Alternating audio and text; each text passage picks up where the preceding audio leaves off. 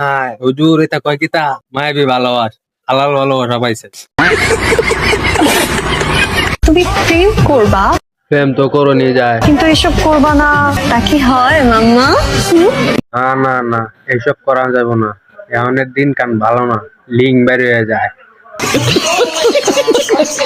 বোন তুই বোঝার চেষ্টা কর, কিতা বোঝার চেষ্টা হতো, বিউটি আর কোয়ালিটি কখনো এক হয় না। কথাটা তো আসাই কইছো, তুই বিউটিফুল কিন্তু কোয়ালিটিফুল না।